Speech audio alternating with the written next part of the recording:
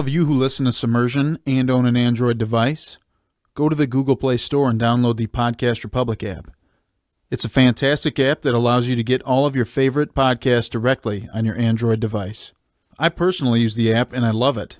I can search for the podcast I want to listen to, select it as a favorite, and have it just a click away. Make sure to select Submersion as a favorite so you don't miss any of our new episodes.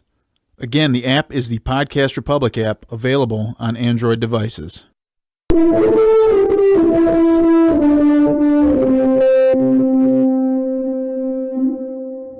At Mac East Studios, we recognize there are more forms of media for submarines than just movies and television, which is why we're diving deeper into the world of submarine gaming.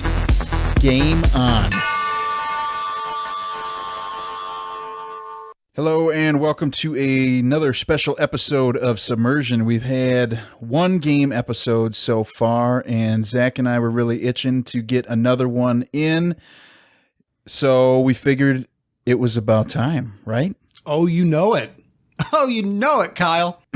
Zach's pretty fired up. I'm pretty fired up for this one. It's an exciting one. It's very exciting. And I'm on 3 cups of coffee, so I'm jacked. That's great. I mean, you gotta really be highly caffeinated. So we are gonna also try to keep this one a little bit shorter for you guys. So Zach being all hyped up might really work here for us. Maybe. Now, I will say, Kyle, before we get started, it's going to be hard for me to talk with you today because you and I are kind of facing off, aren't we? We are. For those of us, or those of you listeners who care about what we do in our personal lives, which I don't know there's many of you that do, but Zach and I are going head-to-head right now in our fantasy football championship game. Rematch. Actually, we've been here before together. We have. Now, have you won twice? I've won once, and I finished second twice. So, okay, but it's been 6 years since I've been in the playoffs. Oh my gosh. Just in the playoffs, huh? Yeah. I took a dive for a while. Wow. Yeah, I was the first 2-time winner. And then it's been, gosh, because I sent that photo out, I want to say it was probably 2012 or something. Easily. So 7 years since I've won. So either way, we're looking to break a drought, either one of us. And you know what?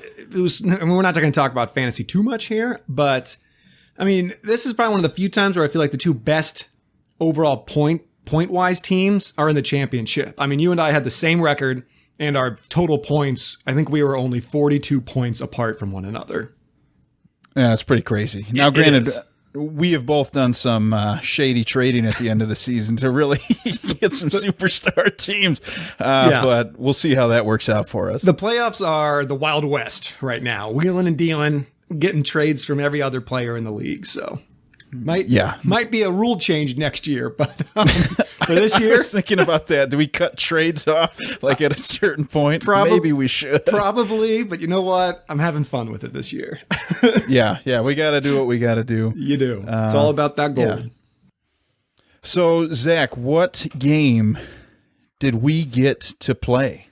This week, we took a deep dive with Nintendo's own Steel Diver for the 3DS. We did, and this is actually a launch title for the 3DS. It's kind of a surprising launch title. You never think of a new system coming out and they're like, you know what we need a submarine game in the hands of all these people. I mean, I truly can't think of any other submarine game I've ever played before this, except for like the Hunt for Red October on the NES.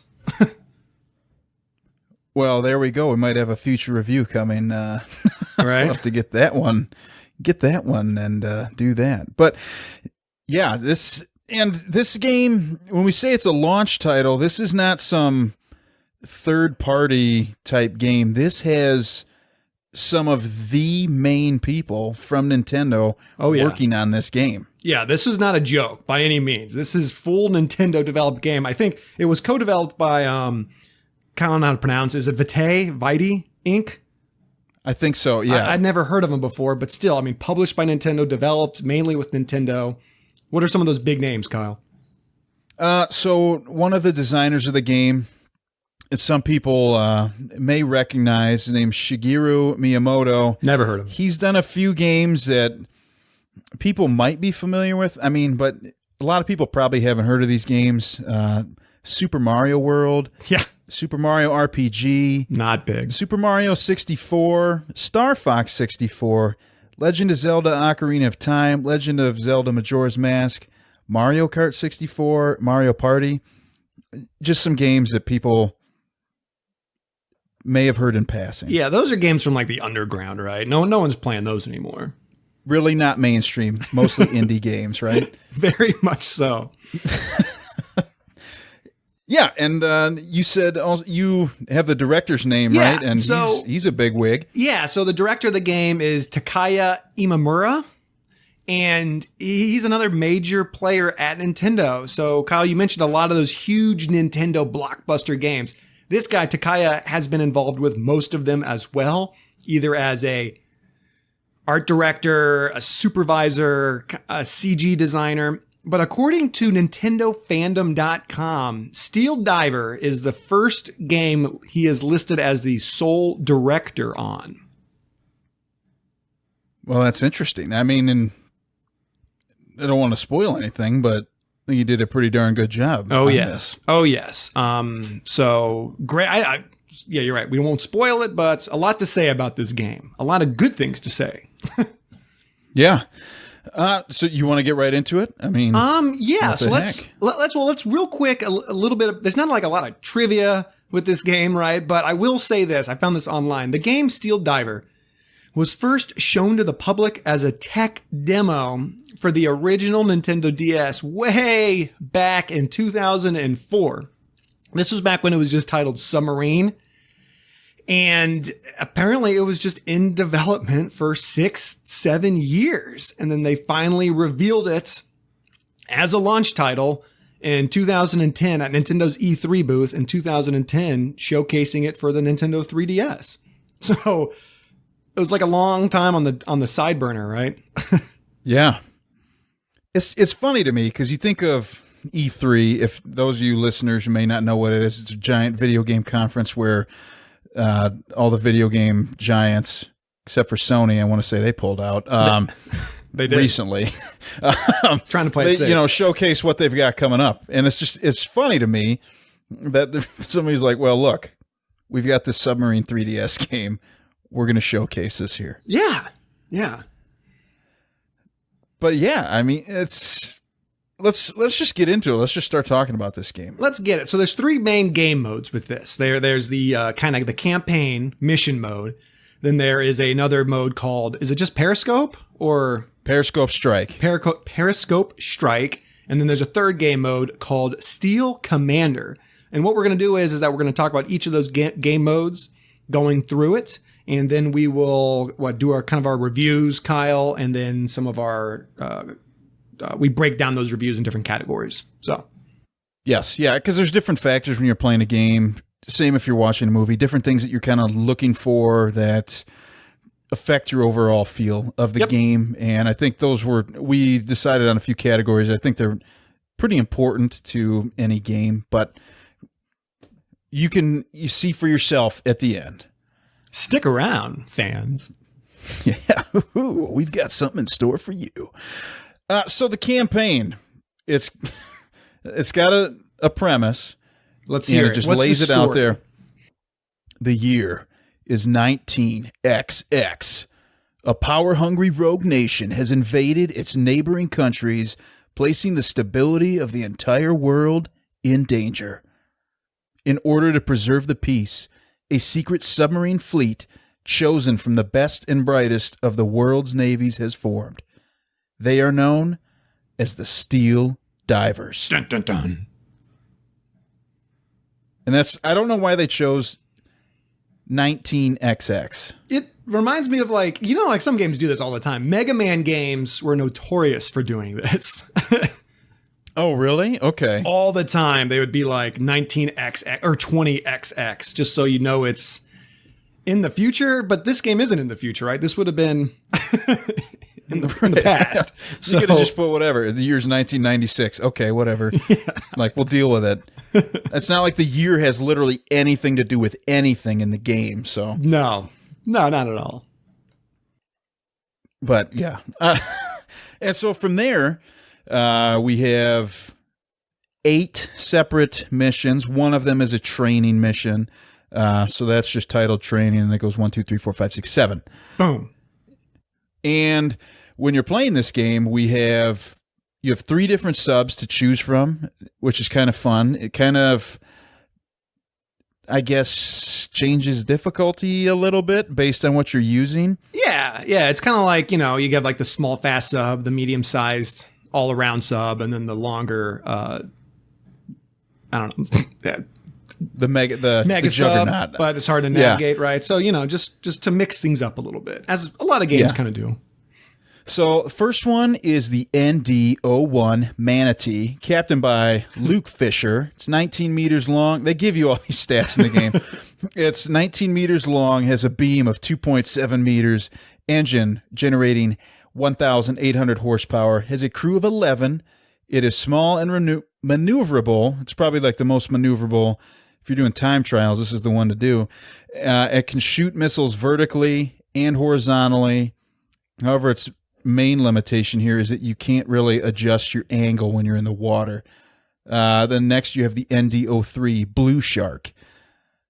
Shoot, I don't have the captain's name on this. Ben, Zach, do you have the... It's Ben, I think Triton or Triton. Okay.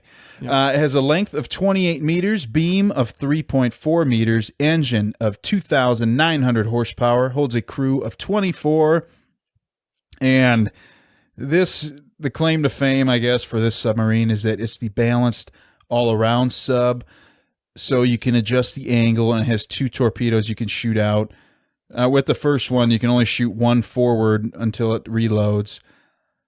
And I don't know about you, but we'll talk about the next one or whatever in a second.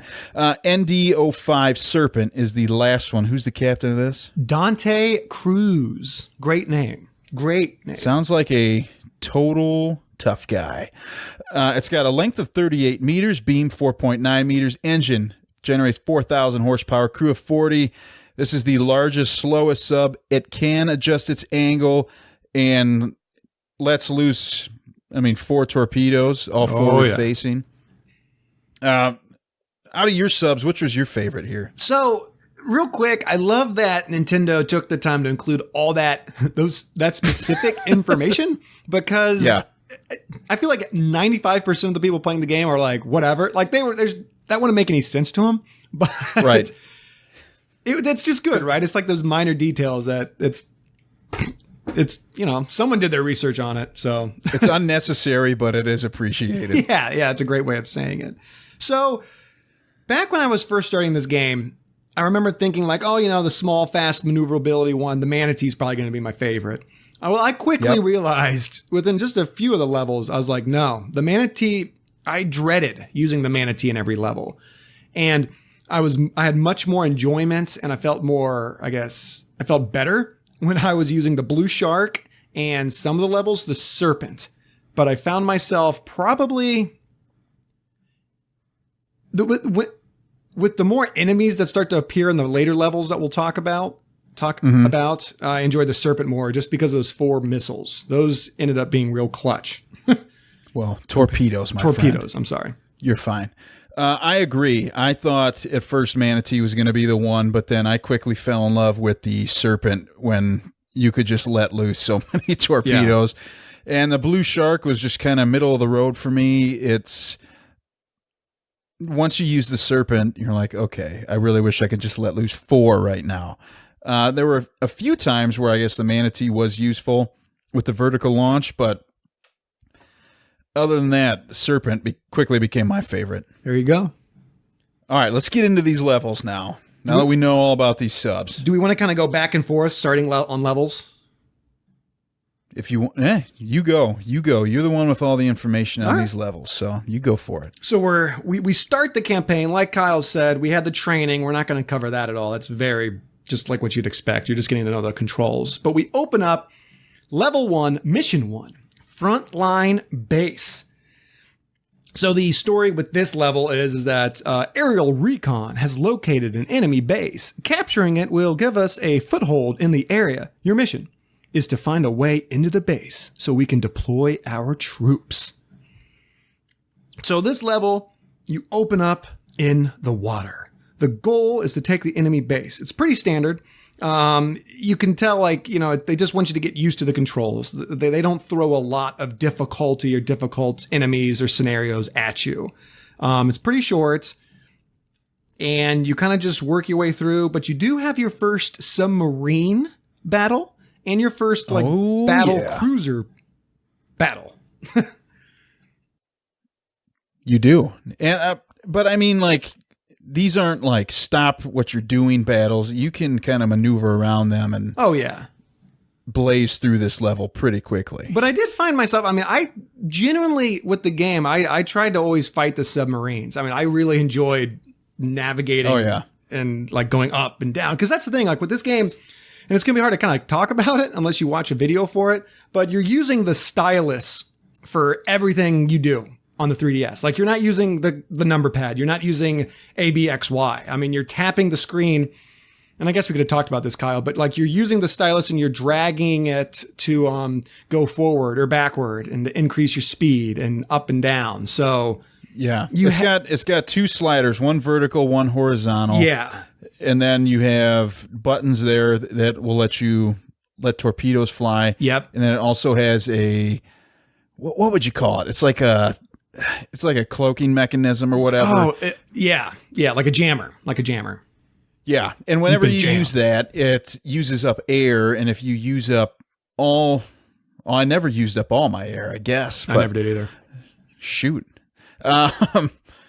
Don't know what happens then. But if you have to go back up to the surface to replenish your air. Same thing with healing. Like, if you take damage, you have to go to the surface and just sit there, really, and your sub heals itself. So yes, yep. So yeah, and that's kind of like the level, right? Like, so you fight a battle cruiser, you fight another sub. At the end, there's a big wall that you just have to launch torpedoes at, and boom, you know, you break through it and you get to the base, and that's it, right? Yeah, that's it. They give you 10 minutes to complete this level. You do have a limit on every level. You got to do it within a certain amount of time. What was your time on this level? So my best time, because, you know, the point is, in the campaign in this game is that you have, 5 levels, 5 missions unlocked. And then you need to beat each mission with each sub in order to unlock the last 2 missions in the game. So I played through with all 3 subs. My favorite sub in this one, I think, was just the manatee. I mean, again, this is just a very simple level, and by the time you're doing it with the serpent, at least that's the order I went in. I mean, it's just like it's a no-brainer. So my best time was 2:24, Kyle. Ooh, I came in at 2:23.79. No way! Are you kidding me? That's just under. Ah, you beat me, dude. Good job. Oh, barely though. I mean, milliseconds, man. I can't believe it. I know. What was the best part of the level for you? Best part of the level for me on this one, I just loved when I got to the end and I just skyrocketed, and just to see my sub just shoot right out of the surface. That was one of the coolest launch parts angle of the game. is insane. Yeah, you could just launch the sub all the way up. It's so cool. Yeah. My favorite part of the level, I think, would have to be the first sub battle. Right? I mean, I didn't know if it was going to happen in the first level, but when I saw that enemy sub, I'm like, oh shit, man, here we go. We're doing it. Sub on sub action. Love it. Dude, you got to get sub on sub action. It's the only way to go. It's the only way to go. So there it is. That's mission 1. So mission 1. On to mission 2. Mission 2. You want to start it? We start in the water. As you said with the first one. It's like, of course we do. And we're in the jungle this time. Jungle Canal. Yes. Take it away. So the game describes this one as your mission is to find a way through this jungle canal. It sounds simple enough, but our enemies are attempting the same thing. So be on your guard. Good luck. Oh, yeah. So right there, it kind of gives you a hint that we're going to be in for some more sub battles. Yeah. Get ready for it. Yep. And, this level stepped it up, right? As you would expect the second level to do. But you know what, Kyle? I'll just say it right off the bat. This might have been my favorite level in the whole game. Oh, really? And I say that not because it's like the most difficult or challenging, but I found it the most, I thought the jungle scenery was the most pleasant to be looking at. Like, I really liked the underwater vines. I loved seeing all the trees and the tropical atmosphere and in the jungle atmosphere. And when we get to my favorite part of the level, I'll explain it. But there was the one part right in the middle of it that was just really, really cool.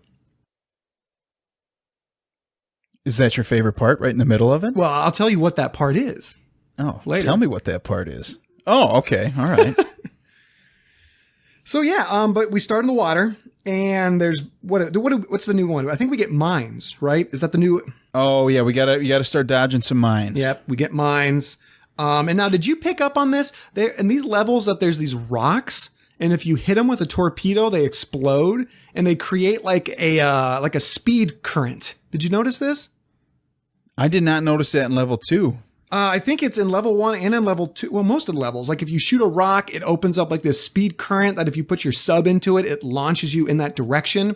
Yeah.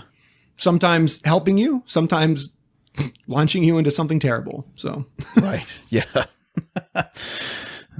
And that's something we should note too. If you do take damage, you can spring a leak in your submarine, and you have to hold the stylus on it to put it out. Yeah. Now that gets crazy as these levels get more difficult, because I don't know about you, but there's times like when I put my speed all the way up, or I put my surface all the way up, yep. and then I get hit, and again, this is all on the 3DS, so your screen starts flashing red. There's water pouring into the sub on the screen. You use the stylus to stop the leak, but your sub still keeps moving. So you could get launched into a wall, hit the wall. Like, it gets nuts. And they spring another leak. Yeah. And because whenever you're taking damage like that, it locks your controls with what you had it set at. It can become quite hazardous in tight situations. Oh, yeah. We'll get to those missions. But I definitely went from not dying to dying a lot in some ways. Good Lord. But what else is going on in this level? Like, so you navigate through the jungle, you're dodging mines, you're fighting. I think now this level is unique because there's a fork in the road. Do you remember that? And you can go up or you can go down. And if you go down, you have a sub battle. But if you go up, you don't. And I want to say I went up, because isn't up more of a straight shot every time on this level? It is. I went up twice with 2 of the subs, Blue Shark and Serpent. And the first time with the Manatee, I went down low and fought the sub. Okay. All right. So what was your favorite part about this level? So there's a middle part where I think you bust one of those rocks and it creates a current, and you're going up like a cave, like a channel. So you're going vertical, and you launch up in this like paradise with waterfalls and a rainbow in the background. Do you remember that? Yeah. It was. I don't remember it like that. But all right. Describing it, I don't know. Maybe I was just emotional playing the game. Yeah. This is the most beautiful thing I've ever seen. I specifically remember stopping, thinking like, damn, I wish I could take a screenshot right now. Like, this is really beautiful. It's waterfalls on the left and the right and the rainbow. And then the sub is launching through midair, like a whale out of water. It was awesome. I did it all 3 times. I beat the level. That's great. So that's what I thought was the best part. Just that scenic view. I loved it. Yeah, that's great. So this is another level. It gives you a 10-minute time limit. Oh, yeah. So when I finished this level, my best time was 3 minutes, 47 seconds, 40, hundredths of a second? You smoked me on this one, Kyle. My best time was 5 minutes. What? Yeah, dude. 5 minutes. Oh, come on, Zach. You got this. I know. You know what? If I went back and played it now, maybe I could beat it, but... Yeah, well, maybe that's why I didn't recognize that scenery, because I was just speeding through it. I wasn't stopping to enjoy the little thing. That's true. I would sit there for like 10 seconds and just look at it. So Yep. So 5 minutes is my best time. All right, man. And then on to mission 3. Yeah. Mission 3, Undersea Cave. Reports indicate that hostile subs have infiltrated this undersea cave. They'll cut our supply lines if we don't put a stop to them. Make your way through the cave and find the other entrance. Kyle, how do we start this level? As most of the levels start, we start in the water. Yes. So I'll preface this level with saying if level 1, let's say there's a 5, let's say it's like a difficulty is on a scale of 5. If level 1 was a 1, and I would give level 2 as a 2, right? A little bit more, but not much. This level spikes. Like, this is the first level that I almost died in. When I did this level the first time with the manatee, I had a sliver of like the smallest amount of health left when I beat this level. Yeah. I mean, there is a very steep curve. But like you said, with that first level, you're just playing like, wait, what? This is so easy. Yeah. And then, up with 2, and then you're like, okay, now we're really in the game. Level 3. And that there's a reason for that, because, the first level is the intro, second level is jungle, this level is undersea cave, but there's a mystery about this undersea cave. And what happens to us, Kyle? In this cave, there's also an underwater volcano. Vol-freaking-cano. And you get like giant volcanic rocks shot at you in one part where you just have to book it across the screen. You got to put that speed up to max, and you can't let up at all. Oh yeah. I mean, like I said, I was not expecting this at all. And you get down there, and it's not like there's enemy subs shooting at you or stuff, but there's just falling rocks everywhere. And I'm going in that little manatee, and I'm getting hit. And I was like, I'm going to die. I'm going to die on level 3. Which up to this point, you're like, oh, this has been, fairly easy to get through. You're like, I shouldn't even come close to dying. Exactly. Last level, I was sitting there viewing a rainbow. Now I'm dodging rocks from an undersea volcano, almost dying. Like, holy crap, man. It was exciting though. I mean, it was a good change, and it was a good challenge. So I liked this level a lot. Oh yeah. Yeah, it's definitely fun. What was your favorite sub with this level? Because you can definitely start as we get with these more intricate levels. The subs are different for each level. So what was your favorite sub for this one? Do you know? Oh man, it probably would have been, I think, the manatee, just due to the maneuverability when you're dodging all those rocks. With the serpent, you're a much larger sub. And you don't necessarily need the firepower when you're dodging the rocks at all, because it doesn't matter. But also, if I'm not mistaken, right when you get to the end of this level, you get right through the volcanic eruption. You got to shoot this gap. Isn't there a sub just waiting for you? Is that the level?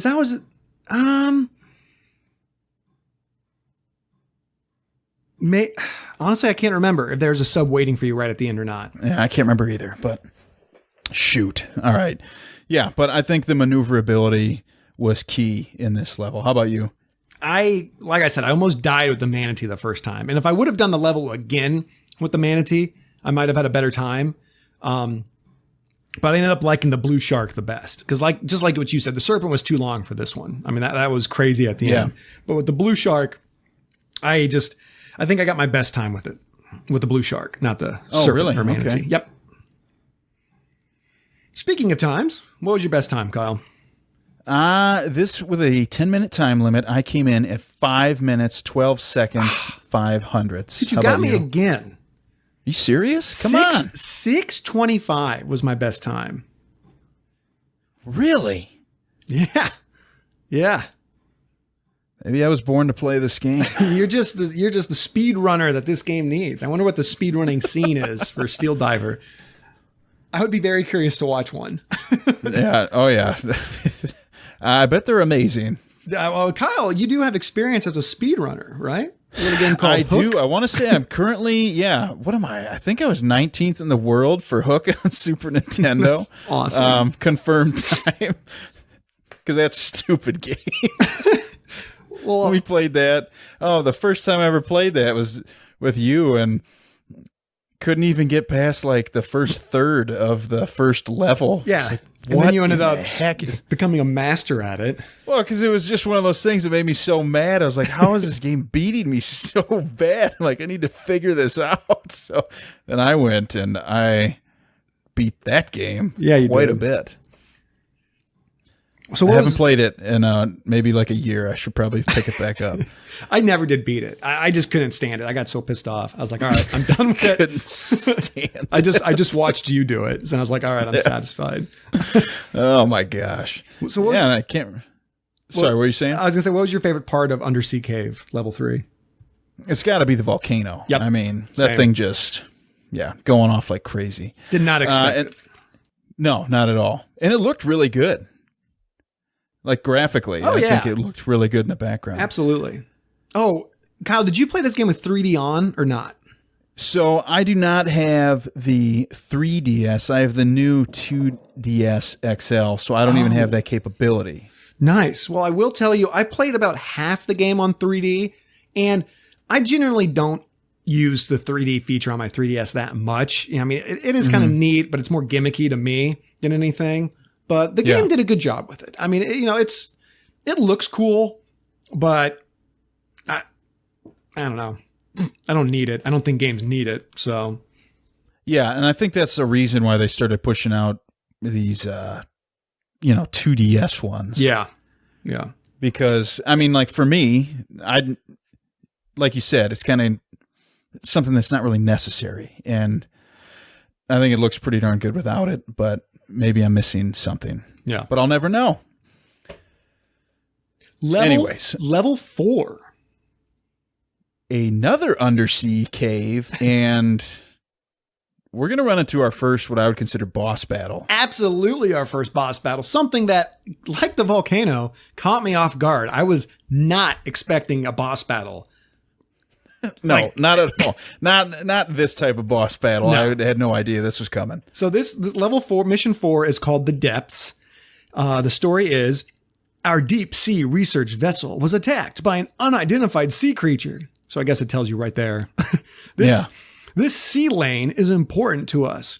So you've got to stop whatever it was that attacked our ship. Time limit of 15 minutes. Yeah. And you want it when you look at some of these time limits, you're like, am I going to be pushing these time limits or not? Because when we get to the level, it wasn't this one, Kyle, but there was one mission where I did fail the time limit. I imagine it's the one that I'm looking at too on mine, that I think I also failed at first. So the Depths opens up in, wait for it, the water. And no way. Something I liked about this level that I put right at the top of my notes was it introduced kind of like a puzzle format. Would you agree that it was kind of like a puzzle? Yeah, you had to shoot these. What would you say? You had to shoot down blocks that would, pillars that would drop giant stones down, and I did like that. I thought that was pretty cool. It was, because it was kind of like you're in like an underwater, like ruins, right? Like temple ruins, right? And you get to these parts where, sorry, my went on screensaver for a second. So you get in these parts where like the pillars are at, and they have like these statue heads. I think they're heads. So when you shot the pillars, the head would roll down something and then bust the floor out. Because this was a very vertical level, right? Like you weren't going horizontally. You were waking your way down. So, which was neat. And even like backwards sometimes, because it forces you. The other ones you can kind of just, all right, set speed to max and let's, we'll deal with bumping off the walls or whatever and adjust our height. But this one, you can't do that. Did that happen to you a lot, Kyle, bumping off the walls? When I was trying to really push it, yeah. Yeah. So, but see, that's what made it cool, right? Like, so you do 3 levels of just horizontal. Now it's like, all right, no, now vertical. We're changing the game up a little bit. So it was a good time to change it up. But I don't think there's a lot to say here, right? I mean, you just make your way down, kind of going in reverse, forward, maneuvering the shape, the angle of the sub. But the exciting part's the end. It is. And how would you describe this thing. So I was playing this, like, I didn't read that description. So I didn't realize, I was not anticipating a underwater sea creature. So when I get to the bottom of the level, like, I look at the map and it shows you where the end of the map is, right? Like, it has like a little yellow glowing ball thing. And I was like, well, I'm at the end. And then I noticed on the map that sometimes they give you like these air pockets where you can go heal. And I'm like, I wonder why this level has a heal pocket at the end of it. I'm like, that doesn't make any sense. And I just skip it. I'm like, screw it. And then I see these broken subs at the bottom of the level. Like, it shows you them in the background. Maybe I should have healed. I know. And I immediately thought, I'm like, oh crap, these are all signs pointing towards a boss fight. And then it's a boss fight. And it's like a giant, like, what is it? Like a blue crustacean? Right? It kind of looks like a... Like, it's not a clam. It looks like a cuttlefish, kind of, but like with a shell on it. Like a hermit crab of some kind. Like, just in the middle of the map. Yeah. Big one. It took me down first time I played because I was I was not expecting it. This was your first death? Yeah, I want to say, this is my first death. There it is. I did not die fighting this guy. No? I did not. I'm proud of you. I will tell you, the first time I did it with the manatee, it was by far the hardest. And that's for sure. It took the most time because I could not get the right angle, because you could only, so this thing probably is like 90% shell and 10% tentacles, and that was the weak point. Yeah. And you got to hit it there. Yeah, you would have to hit it there, and it would keep going left and right on the map, and you kind of had to chase it and line up your shots. And the vertical missile was just not working for me. So I was able to beat it, but I definitely increased my time with the serpent. The serpent, by far, with the 4 torpedoes, kicked ass. Oh, for sure. So you have a 15-minute time limit on this. Yep. What is your best time then? So my best time was with the serpent, 4:53. Whoa. Now you have just absolutely crushed me by nearly 2 minutes. Mine was 6 minutes, 44 seconds. Hey, gotcha, Kyle. Wow. You're making up time pretty quick here. I tell you what, the first time with the manatee, I think I was pushing 10 minutes, if not 11 minutes. Oh, really? But Dang. yeah, but then with the serpent, I was like, I just knew exactly what to do. So I was just like, bam, done, dead. Yep. Yeah. Well, you're just like, all right, click all 4 of those, send them out. Right. Yeah. Favorite part? And then now, favorite part? I mean, it's the boss battle. Yep. For me.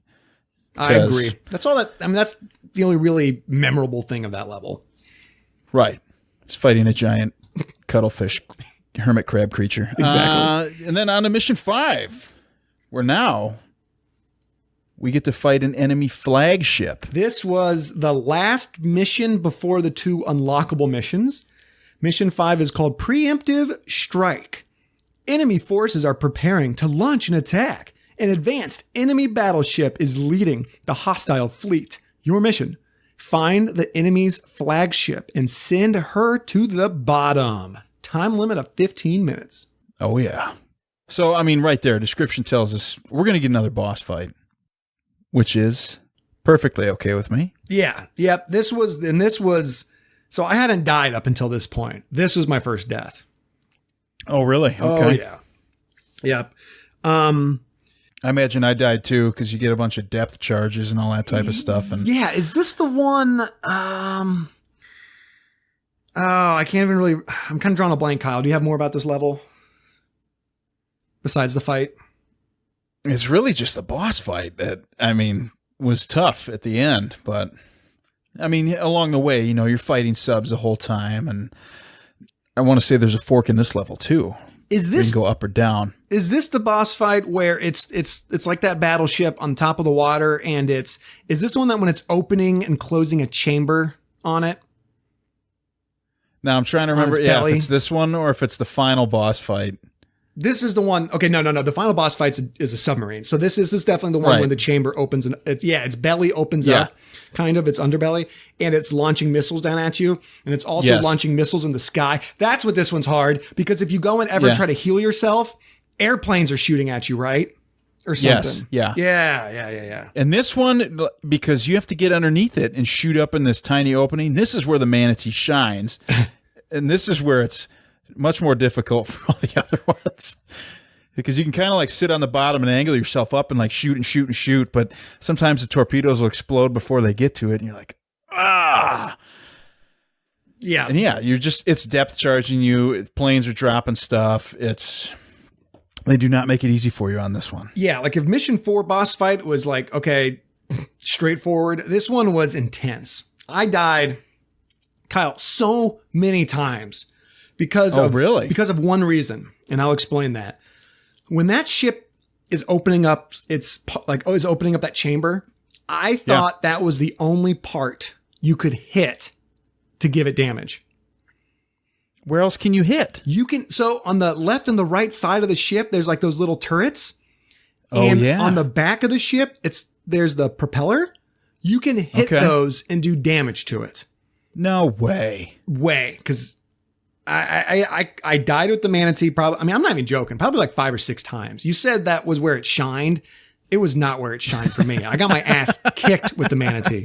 It wasn't until I got the serpent going that I kicked its ass with the 4 missiles, because I found out at that point, I can shoot pretty much anywhere on this ship and give it damage. So I just continually launched torpedoes at it. But if you shoot that gate that is when it's closed, it takes no damage. Exactly. That's why you can shoot the turrets and the propeller. Gotcha. Okay. Yep. Well, then your time's probably going to be way better than mine because I didn't know you could do that. Let's find out. What was your time, Kyle? All right. So 15-minute time limit. I came in at 7 minutes, 24 seconds, and 75 hundredths. That's about a C+. Doesn't beat my 6:19. Oh, my gosh. Yeah, that's good. That is good. Oh, and I wrote down one tidbit. And maybe this says a lot about me. Maybe I just like scenery. But I thought one of the best parts of this level was the weather effects, because you're in a thunderstorm, if you remember, Kyle. Yeah. And the clouds on this level, I know it sounds kind of stupid and minimal, but the clouds were so on point with their visuals and the lightning. It was awesome. It was so cool, I thought. Well, I mean, they're paying attention to the details with this game, They did. I mean, it's great. It's cool. It's a good thing to do. Very impressed. I mean, at this point, even though I was almost getting kind of pissed off, I was dying so much. This is very impressed. Very impressed with this game. Oh, yeah. On to mission 6. We're almost done with all these missions, so. Yeah, 6 and 7, and we're done. So mission 6 is called the Arctic Circle. Our polar base has reported hostile destroyers in its vicinity. Enemy airships are patrolling for surface ships, so we haven't been able to get supplies to the base. Now it's your turn to try. Time limit of 15 minutes. And this one they introduce a lot of, first off, we start in the water. And they introduce a lot of moving elements, like giant ice shelves floating up and down, and you have to navigate quickly and adjust your depth to get through them. And that presented its own challenges. And I tell you, Kyle, that aspect of this level is the only reason why I kind of enjoyed this level.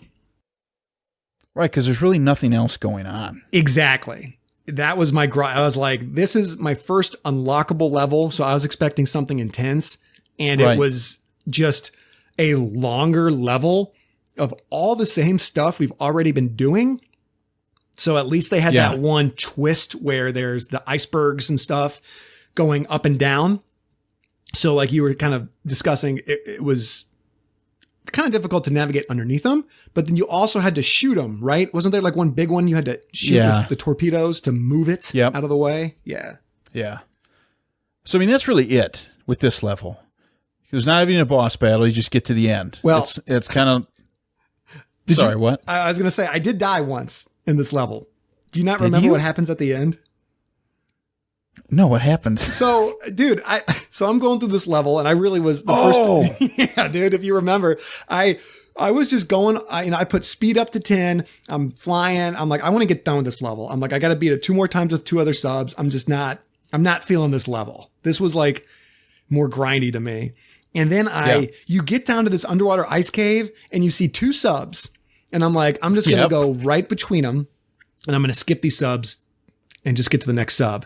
But if you go between these subs, there's a giant ass white whale. And if you touch it, you die, no matter how much health you have. I did the same thing. I was just going to shoot the gap too. I was like, what? That killed me? Because I thought maybe it was something in the background, not in line with me. So it killed you too? Oh yeah, I got killed by that. Yeah, dude. It caught me off guard so much, which shows, you know what? Maybe they knew that they had that trick up their sleeve. I don't know, but I think they did. They're like, this level's going to be boring. We're going to throw this big whale in there and take them down. And you got to know, next time I play the level, I was trying to kill that thing with torpedoes, and you cannot kill it. So I know. Good Lord. Yeah. You got that, and then you basically have to shoot straight up, too, and you're already kind of damaged because you're not going to fight those subs. You're just going to go around. Yeah, I ended up just navigating. Touch the walls. I got through that with this very small amount of health. Yeah, I was navigating on the top side of the level at that point, just kind of inching my way towards the end, avoiding the whale. Mm-hmm. It was crazy. But what I think the best part of the level wasn't even the whale, even though that was pretty good to toss in at the end. Was shooting the icebergs, right? I mean, that was the only thing that kind of, in my opinion, saved the level. So, yep. And time limit of 15 minutes. My best time was 6 minutes, 31 seconds. You slammed me, dude. My best time was 8:01. Really? Yeah. So you spent like 8 minutes to just get killed by a whale? Dude, it's tough. It's crazy. Yeah. And then we move on to the last and longest mission. This is, read the premise. You've got that pulled up? Mission 7, Enemy Stronghold. If the submarine being built in this base is completed, it will place the entire world in danger. You must find the sub's construction site and destroy it before it launches. Good luck. Time limit of 20 minutes. And instantly when you see 20 minutes, you're like, whatever. Nothing's taking me even close to that. There's no way that this is going to be an issue for me. Oh, this was an issue for me. It was an issue for me too. I was texting you yesterday about it. This was an issue. Oh my word. It's this level. They just took everything and they're like, throw everything we've got at them, stop them on mission 7. Yeah. And I will tell you, mission 5, that boss fight, I still died the most on. And I'll tell you this, to my own surprise, I tried this level the first time with the serpent, and I managed to pull it off and beat it on my first try. I mean, that's the one I used to, because when I saw what we were doing, I thought, well, I need to bring out the serpent. Right.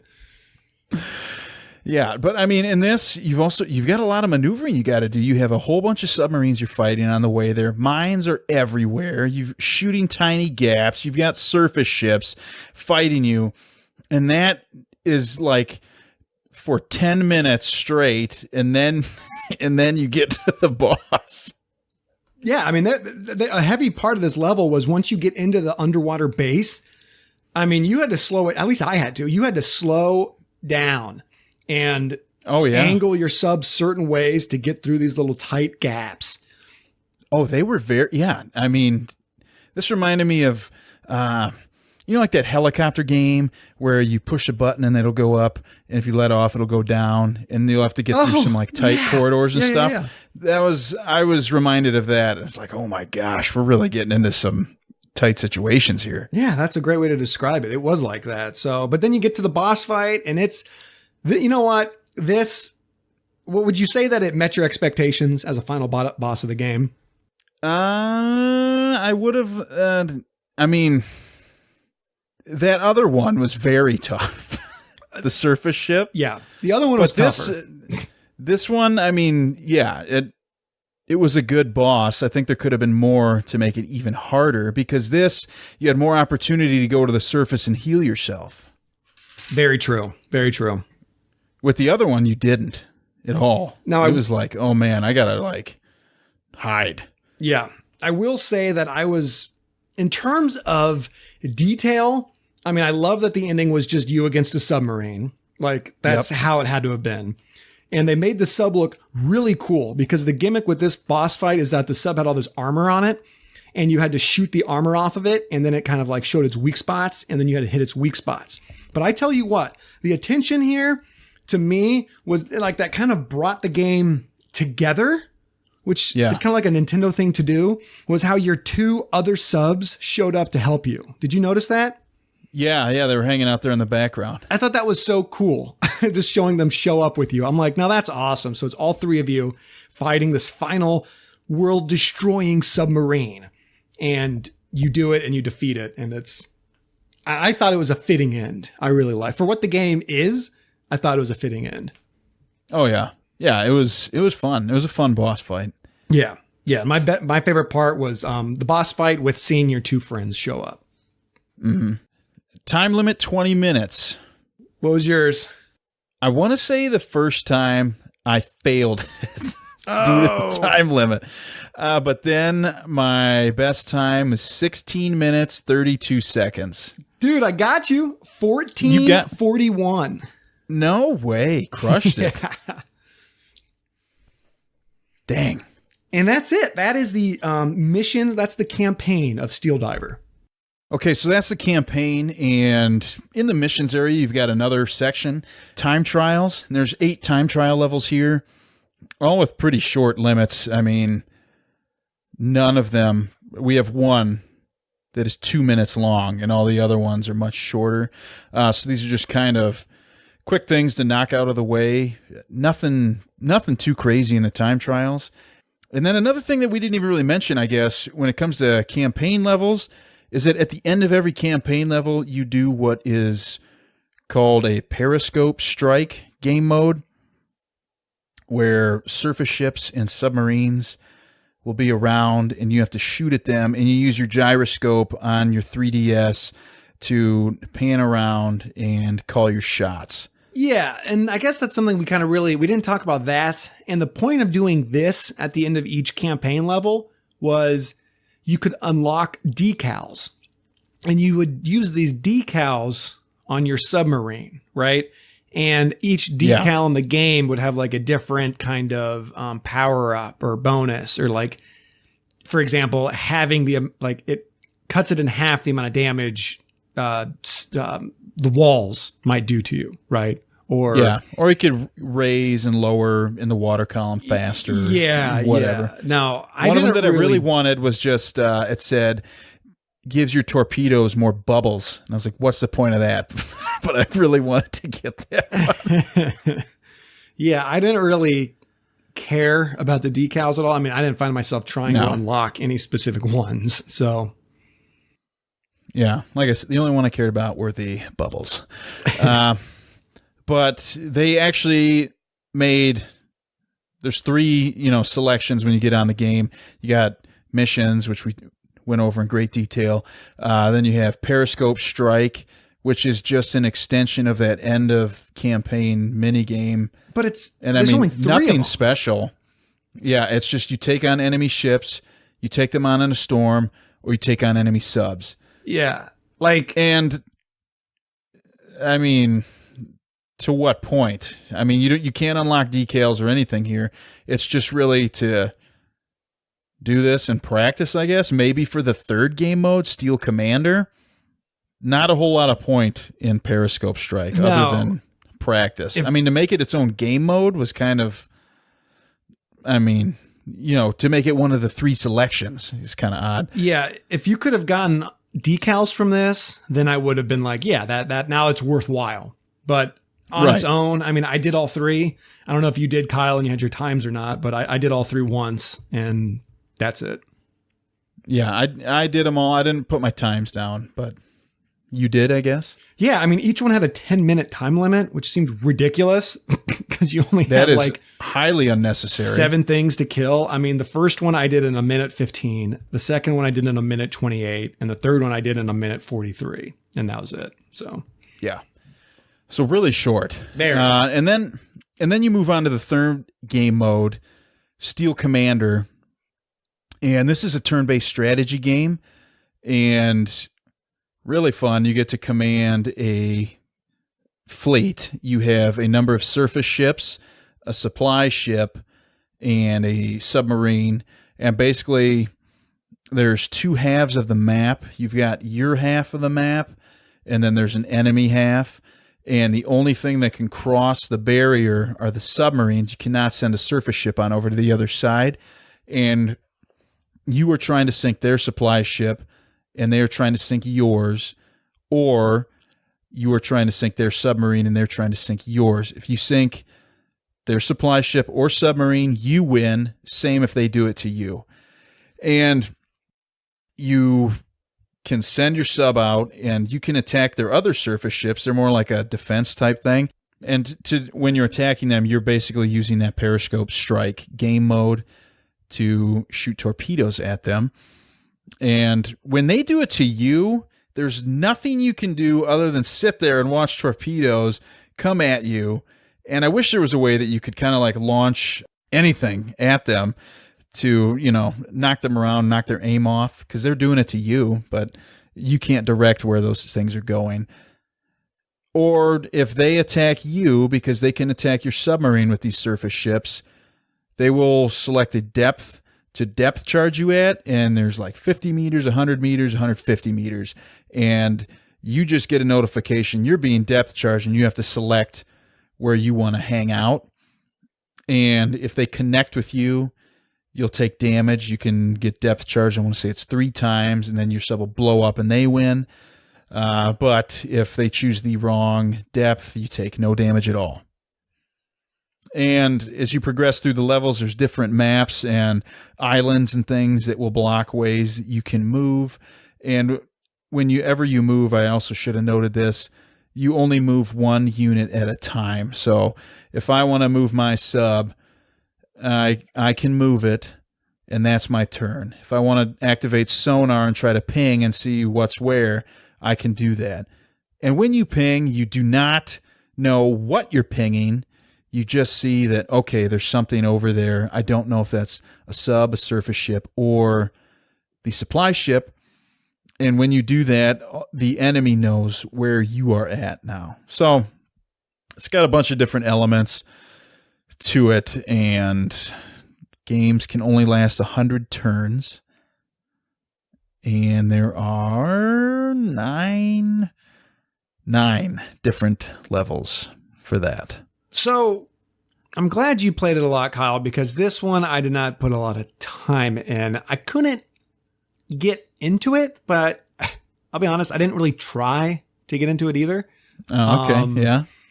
I would say when I was playing it, I got a feeling like this was like a mashup. Like if you're trying to visualize the board, think of it like a Civ game, right? Like you had the little tiles and you had your people on the Civ game, like on the tiles. And I got the feeling like it was a weird mixture of like Civilization turn-based fighting with the unknowing of Battleship, like you didn't know where people were, and kind of like Risk, then you set the amount of, then you can like attack people. So, I mean, it's very unique. I feel like you could have a lot of fun with it if you were playing with a friend. And, strategy and all that stuff. So it could be really fun, but sitting there playing by myself after playing the campaign, I just was like, all right, I'm good. But yeah, I mean, people enjoy different game modes and that type of thing. I really enjoyed it. I thought it's pretty fun. You got different ways you can play. You can go out and be aggressive and attack them, or you can sit back and let their sub try to find you and try to sink that. But yeah, it's a much different pace than the campaign. Yeah. It just is what it is. But it's not that I'm complaining about it, right? I mean, it's great that the game has this mode. I mean, it's always good to have more, I think. So, I mean, yes, Periscope Strike was very minimal, but you know what? Steel Commander, it's still good to have it. So. Right, exactly. So, I mean, with all that being said, we've covered all these game modes and everything. Yeah, that's the game. Should we get into some ratings? Yeah, that's the game. That's Steel Diver. Steel Diver, 2011 Steel Diver. There it is, folks. So now we're going to go over what we can do over some ratings. I've got the love it or suck it ratings. Ooh. And then we can go over our own, and we can kind of talk about those different, the different aspects of the game, right? Yeah, for sure. So let's jump in. I've got some of the reviews, and this is all from Metacritic. Currently on Metacritic, the critics review is a 58. The users review is a 6.2. Okay. So if we're looking at critics, the highest critic score is from Nintendo Power, giving the game an 80. And here is the review from Nintendo Power. Overall, I enjoyed my undersea voyage quite a bit. It may have been short, but it was also very sweet. That's it. That's it. That's all that's on Metacritic. Right. Okay. Well, whatever. The lowest critic score is from Game Shark with a 25.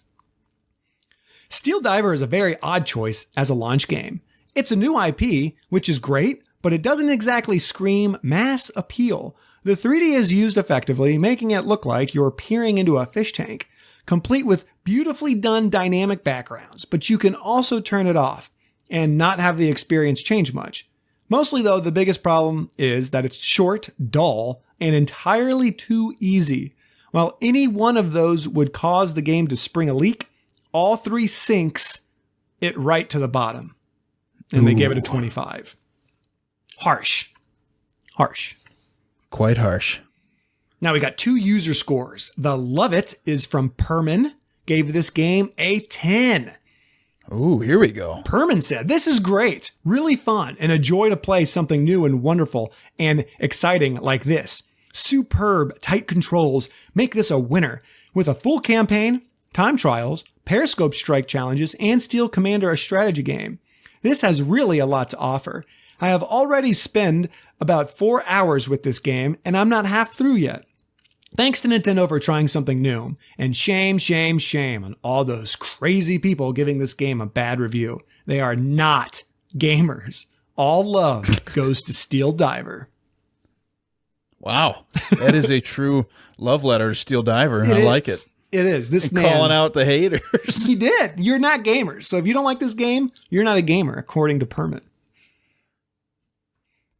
Now, it's not what we said. That's what he said. That's what he said. That's what he said. We love all, right? Yeah. Now, the lowest score from a user is a 4. I could not find a natural 1. So a 4 by the user I love FFC. I don't know what that means.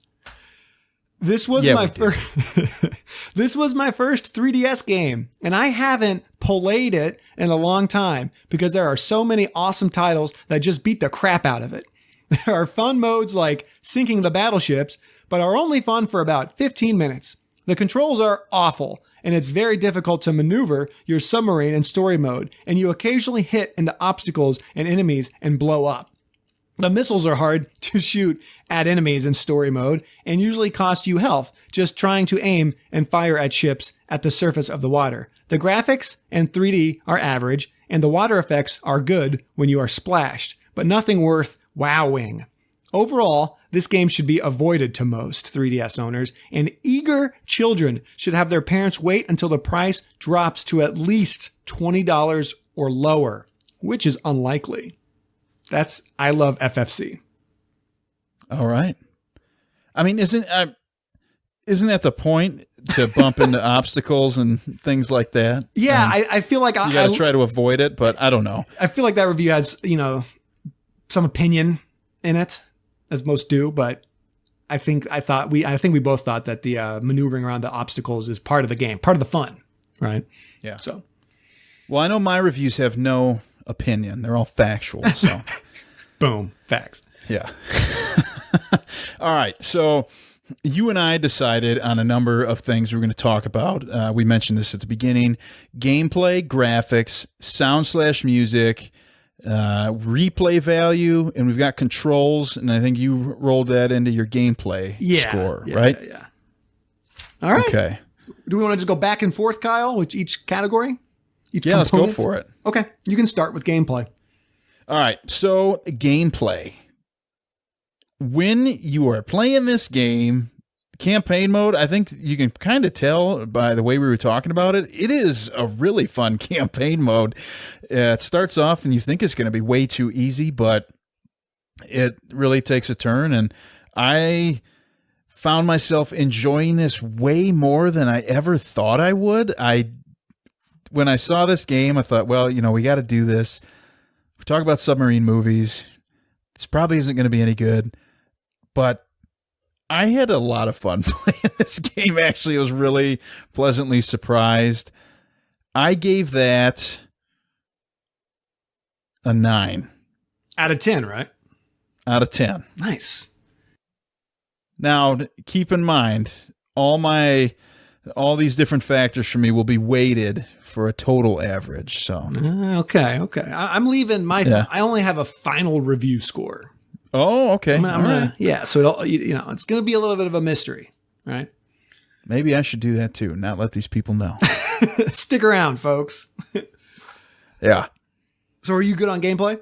I'm good on gameplay. Okay, so gameplay. And sorry, I also really enjoyed the Steel Commander mode. I thought that was really fun to add in a turn-based strategy game, and I thought that was well done. So now I am done with my gameplay. Alrighty, so gameplay. It's very unique. Very, very unique. And I give Nintendo a lot of credit in that regard. I've never played a game like this. And the 3DS has so many amazing games on that little system. And this is one that I've never played anything like it. But I can honestly say, I can see how it's not for everyone. I can see how younger kids could be turned off with what you actually have to do, right? I mean, you're not pressing any buttons. You're using the stylus the entire time. And it requires you to be quick. And I don't know how you played it, Kyle, but I held it with my left hand. And then I had my right hand with the stylus. And I was just clicking and dragging sliders as quick as I possibly could with those later missions. So, but again, I found it fun. I had way more fun with this than I ever expected.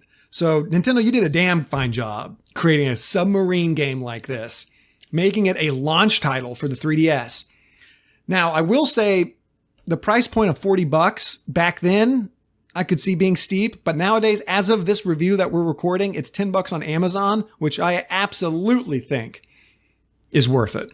So that's a little bit more of my final review, I guess. But it's a very unique game. Once you learn the controls, it's very exciting. And it's very I'm on the edge of your seat, right? I mean, I don't know about you, but there's times when we talked about the screens flashing red. There's leaks. Mm-hmm. You're clogging the leaks. You're trying to avoid the wall. You're shooting this sub. You got mines. You got airplanes dropping bombs on you. It gets crazy. So I had a lot of fun. Gameplay was great. I loved the work of the stylus. I never found any glitches in the gameplay at all. Never any times when I was trying to do something and it wasn't working. So. And I'm glad you brought that up about the price point too, because had I paid $40 for this game, I may have a very different opinion of it. But I want to say I got this. I think I bought my copy on eBay for $4. Ooh. So even better. I know. So I got my fun out of it for that amount of money. Graphically, I mean, we're looking at an 8-year-old game at this point. On a handheld, so graphics wise though, I thought they did a pretty darn good job. I thought they were good for what they needed to be. Because a lot of side scrolling, you can do a lot graphically to make side scrolling look really good. And even when you did the 3D up top with the surface ships, it looked good enough for Periscope Strike. And with Steel Commander, top-down view of a game board looked pretty darn good. So, you gonna give the rating? That's about it. Well, I don't know if I should now. If you're not going to give yours, I don't know. I'll give it graphics. I gave it a 6. Okay. So nothing to write home about, but solid. It did not take away from the game for me. I feel like with graphics and visuals, the 3DS can only do so much. And I don't know how this game could have looked any better than it did, if that makes sense, on the 3DS. Yeah, that makes sense. The colors were nice. Each level kind of had a different theme. Again, the jungle level was my favorite because of the greens and the rainbow and the colors and the tropics. But like each boss looked different. I mean, they took the time to give detail. I didn't see a lot of overused visuals, like the same enemies. Like they changed the look of enemy subs. They changed the look of mines. The ships look different. The bosses were all different. So I think the visuals were very well done. I think the overall graphics were good. I never found myself looking at them thinking like, oh, this game looks like crap. It's an 8-year-old game. No, I mean, I don't know what 3DS games look like in 2019 coming out, but I don't see how they could be that much better than what this game was or is. So I have no problems. I think it was good. All right. Yeah. Sound and music, we'll get into. I got a few clips here. Ooh.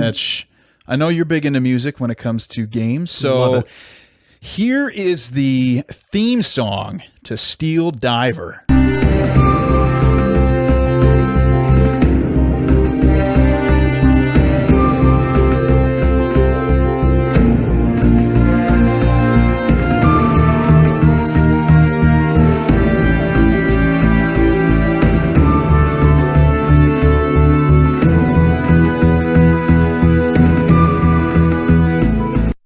A pretty epic theme song for a submarine simulation game.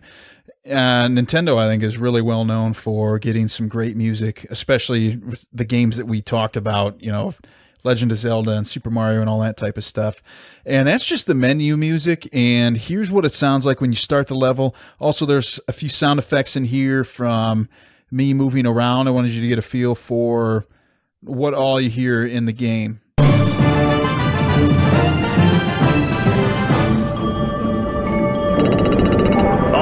Blank.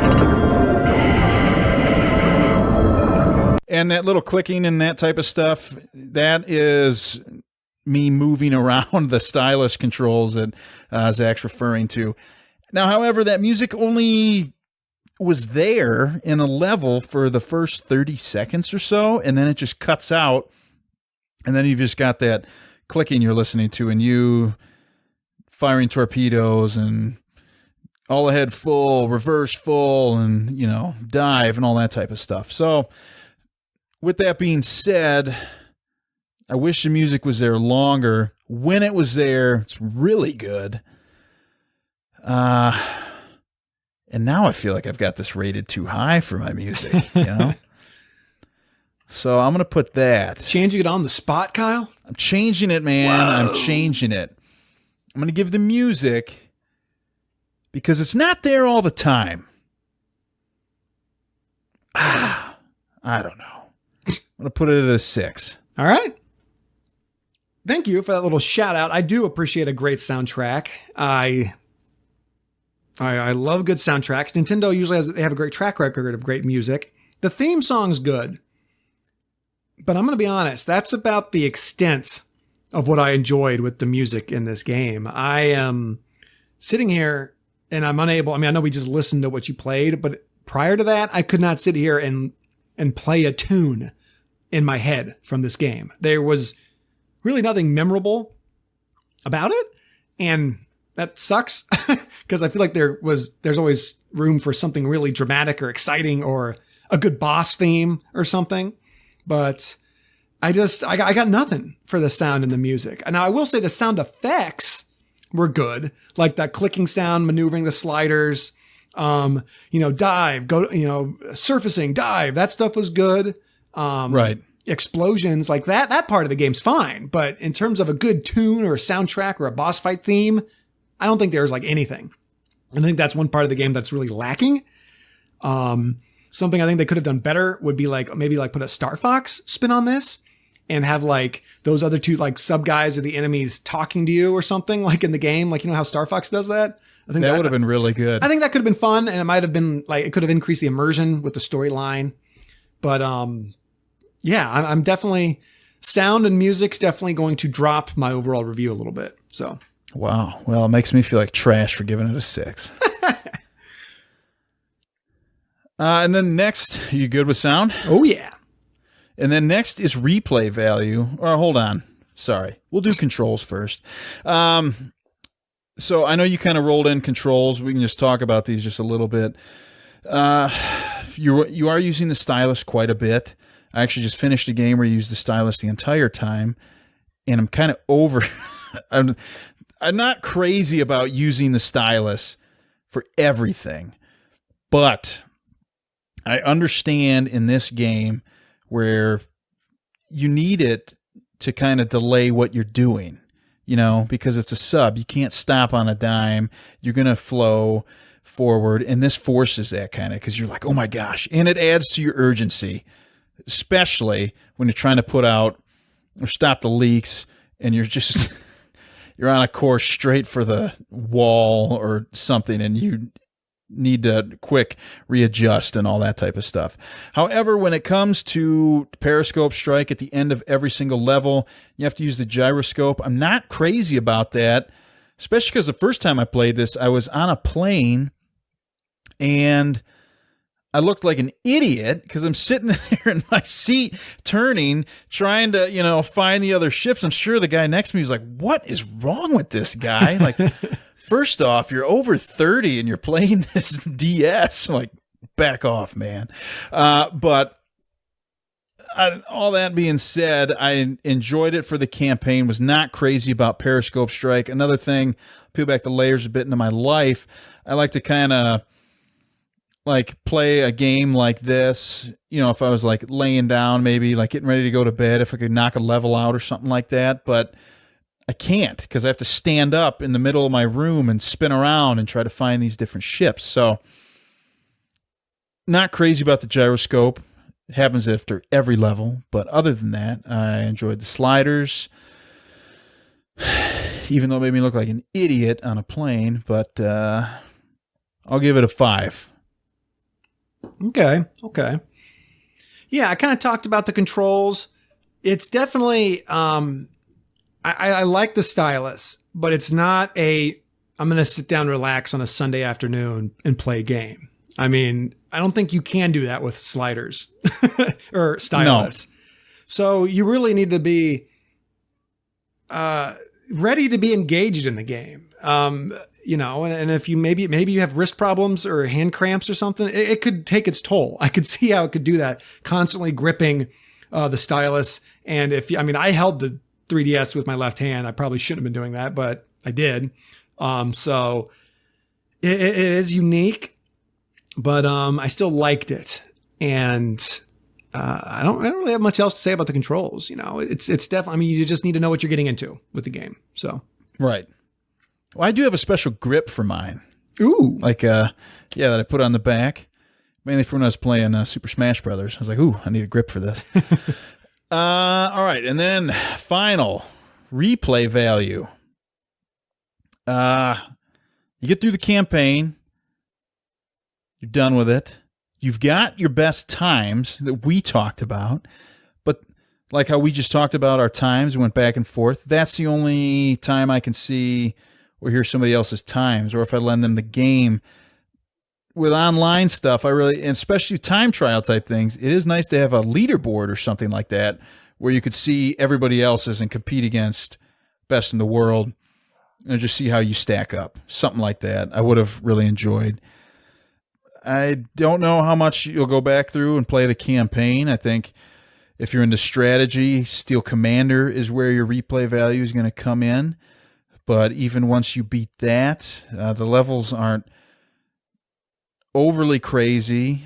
However, if you had another person to play against, as we talked about, we were only playing against AI, I could see that. But replay value, I'm going to stick it at about a 4. Ooh, okay. I'm probably going to come in around the same if I had to give it a number.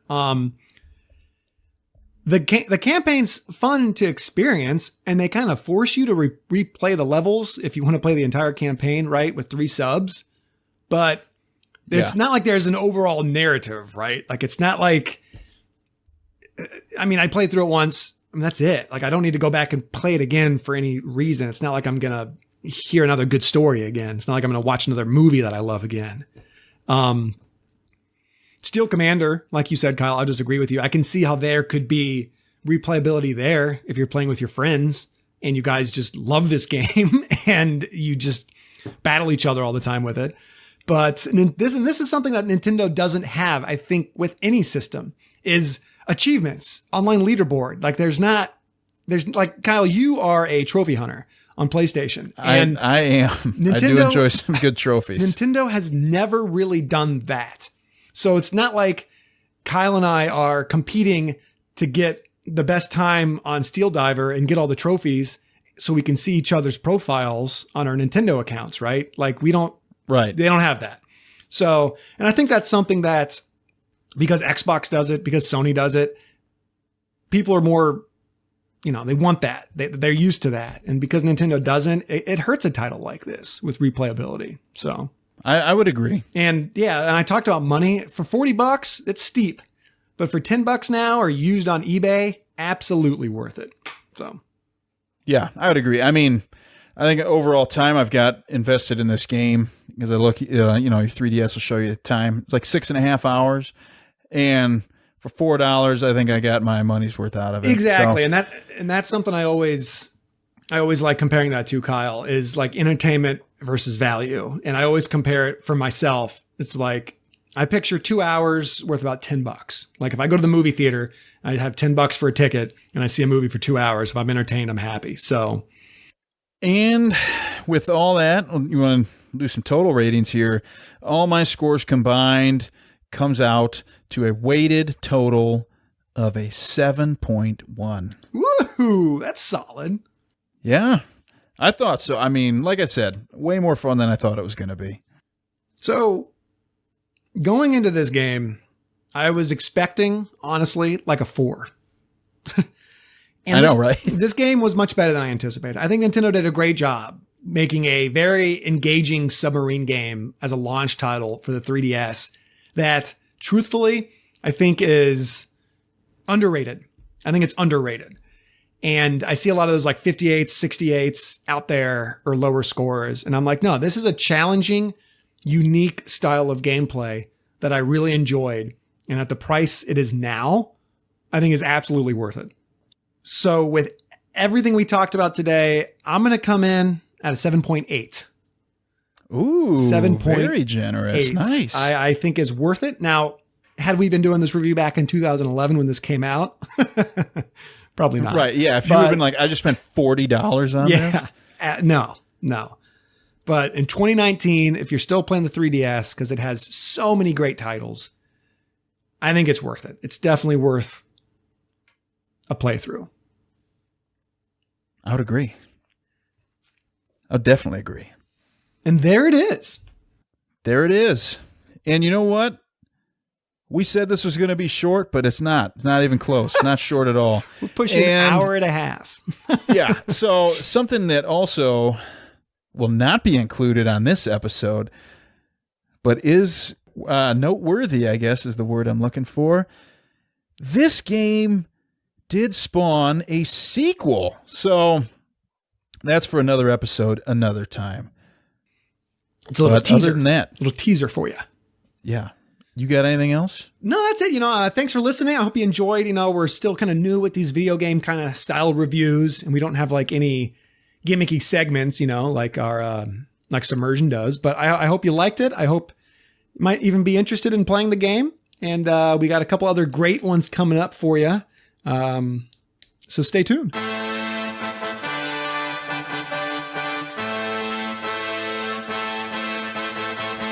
Thank you for listening to Submersion. Be sure to subscribe for new episodes every Thursday. If you like what you heard, please leave us a rating wherever you listen. Want to interact with us? Follow Mac East Studios on Facebook, Instagram, and Twitter.